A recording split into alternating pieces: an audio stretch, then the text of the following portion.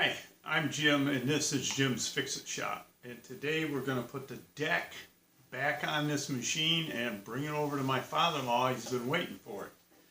I did put a headlight on this machine and I didn't do a video on it because I was in a hurry, but I am going to install one on my machine and I'll do a video at that time.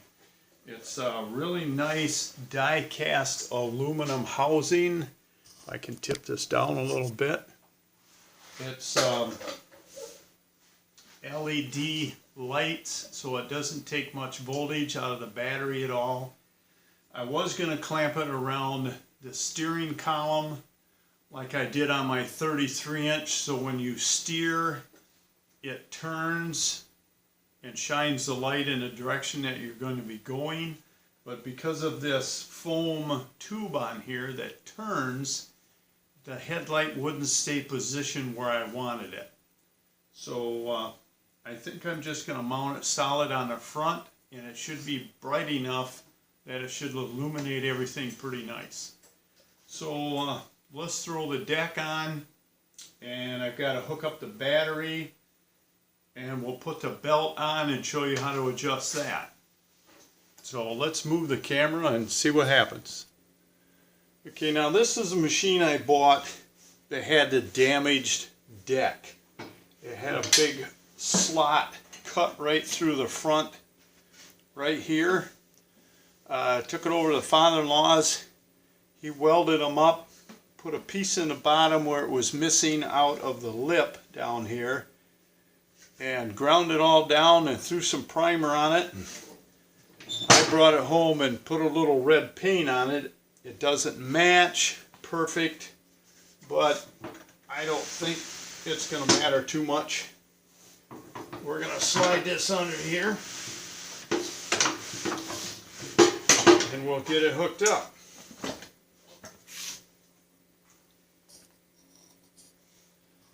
Now, I got the bar through the front rails on the deck and are mounted to the machine.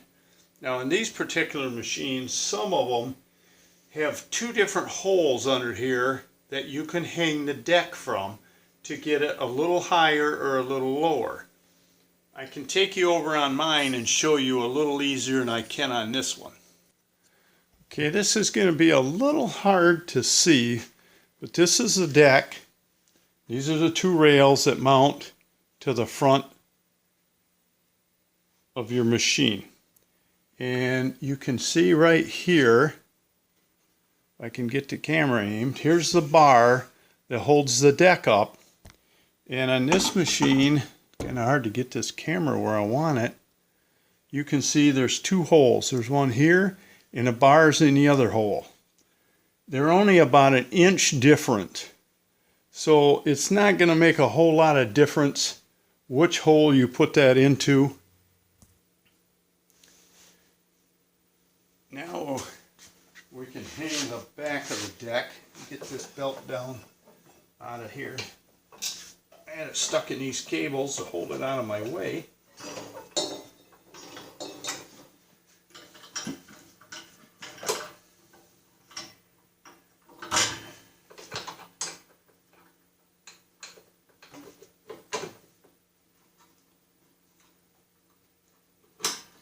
There's one chain.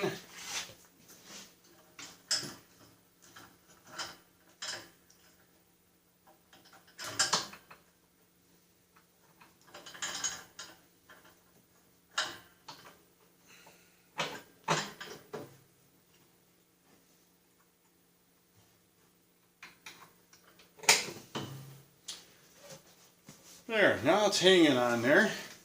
Lift it up a little. Get this out of our way. And we can put the belt on. Now, to get the belt around this idler pulley, you have to take it off. I think I got it a little tight.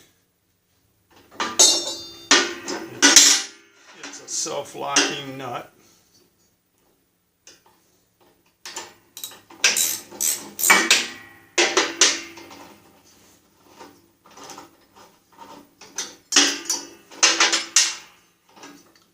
Now there's two holes in this arm. There's the big one for the bolt and a smaller one that this pin has to go into. So make sure you get that in the hole and not on top of the bar.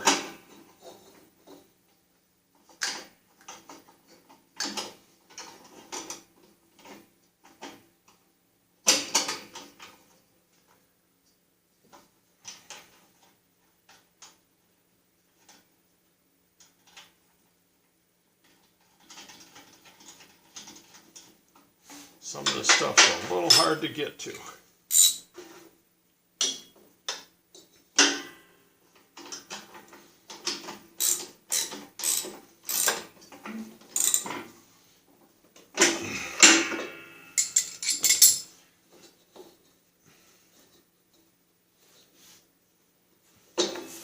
Now there's also a finger on the big pulley that keeps the belt from popping off. But that one is long enough that it's easy to flex it and get the belt behind it. Okay, I got a small clamp. We're going to clamp this pedal down and keep the deck engaged.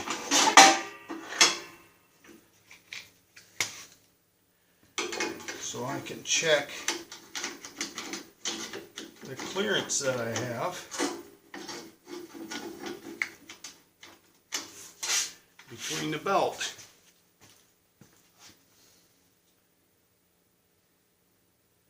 And I have 1 1/8 inches. So I'm going to leave it right there.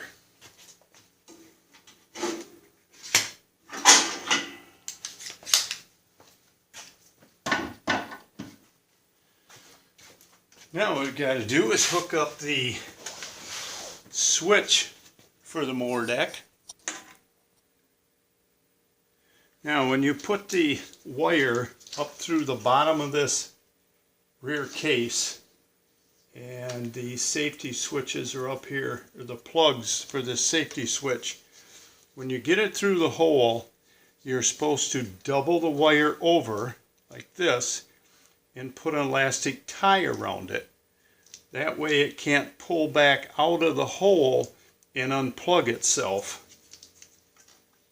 and your machine won't start. So that could be a little fun getting that down there. I'm going to shift this and get it out of my way.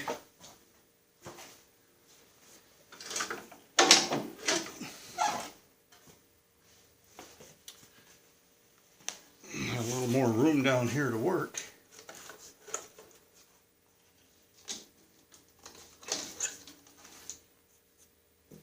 Now we'll double that over. Put this tie around here.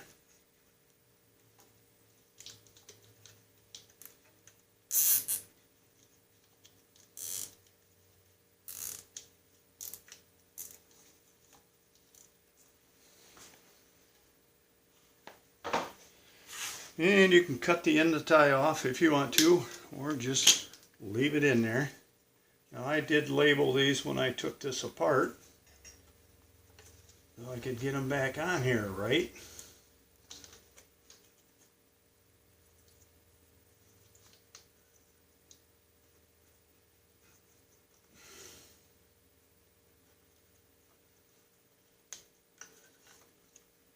And that's the end of the switches.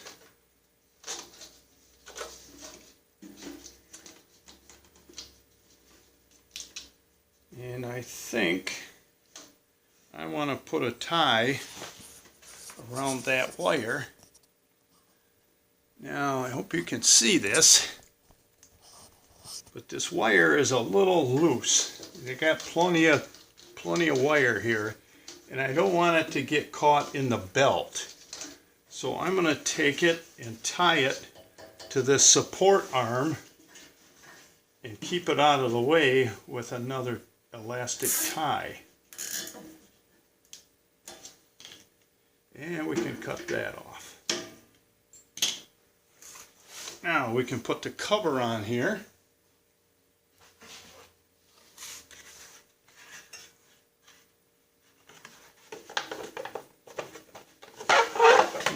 always fun to wiggle in here.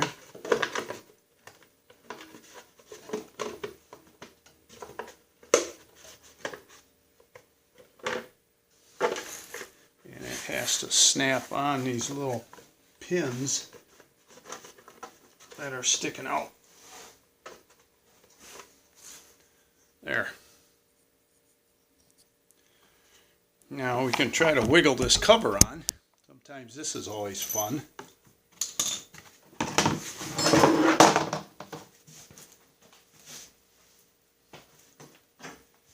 Get it back up into neutral. Get that out of the way. I got the deck all the way down to help give me a little more clearance. And we'll see if we can get this on.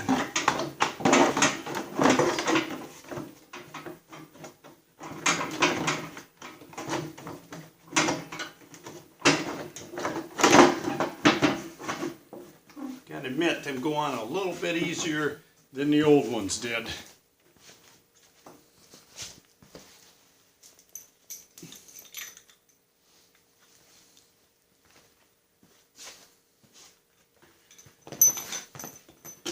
And we'll put the screws in it. Now all that's left is get this thing outside, which is always a treat because I just have a 36-inch door on this building and a step down once I go out the door. Sometimes that's a little challenging in itself.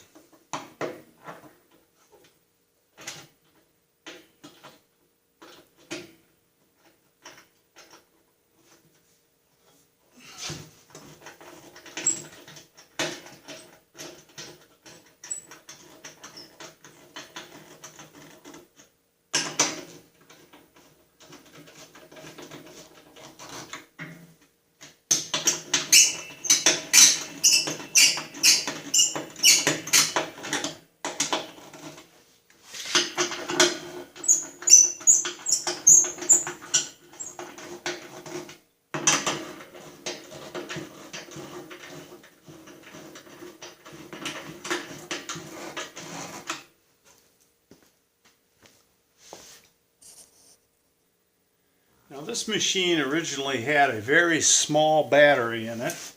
I got one here someplace I can show you.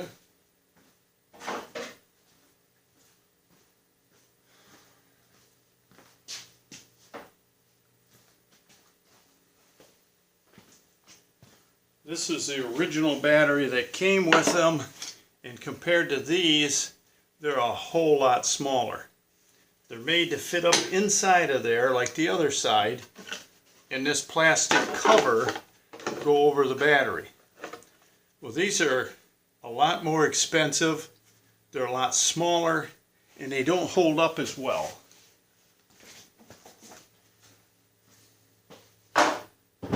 So we're going to go with a standard battery and hook that up.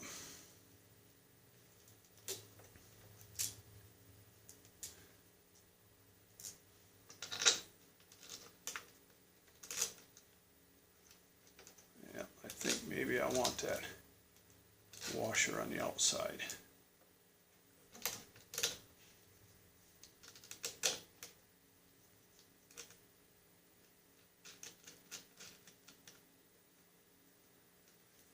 Grab me a wrench. Okay, we'll tighten this up.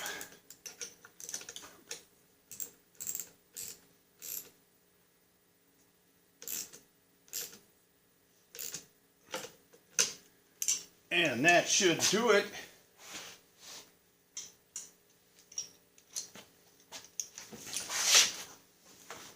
Now we can kick on the lights and see how bright that is. Okay, let's kick this on and see how bright it is in here. We'll shut the lights off. I have no windows in this place, so when you shut off the lights, it's black. That seems to light it up pretty good.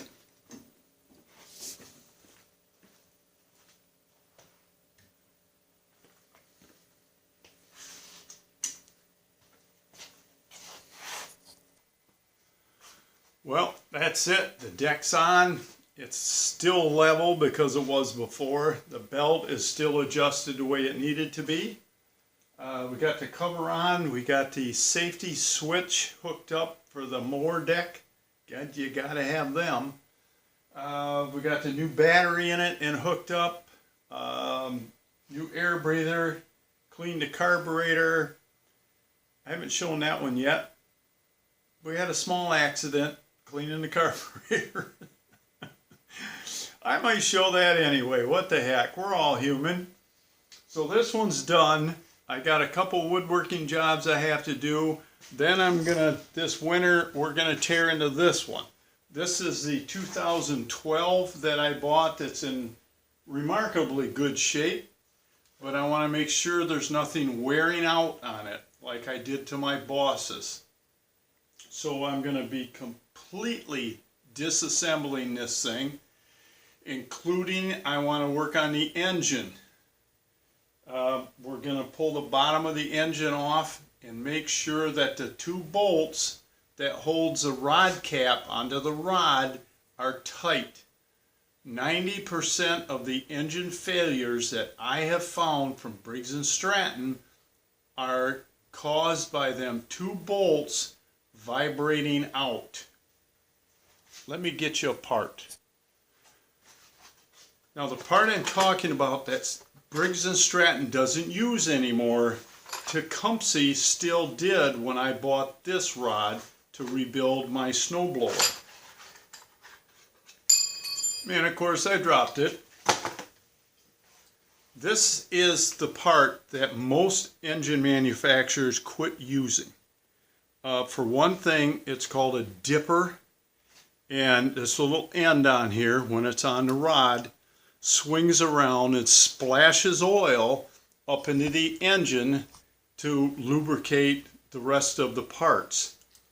Well, now that most engines have oil pumps in them, they don't need these anymore, but they were still critical to keep the bolts tight in your connecting rod. What they did is it went underneath of the bolts, and these little tabs right here, when you torqued your bolts down, you bent them up against one of the flat corners on your bolt. That kept them from vibrating out. Like I said, 95% of the engines that I have tore apart from Briggs & Stratton, when I got the bottom of the machine open, one of these bolts were completely out, laying in the bottom of the engine. The other one was out about this far when the cap finally snapped off. That's a problem that they all have. If you've got a little time in the winter, pull your engine off, flip it upside down, pull the bottom off. I think that gasket is like $6. It's well worth the investment and the time to retorque them two bolts, because a new engine's going to run you about $500 compared to an hour and a $6 gasket. It's up to you. I'll be showing you on this engine because I'm going to make sure I do it on mine. So until next time, work safe, have fun, and have yourself a cold one, because I know I need it. We'll talk to you soon.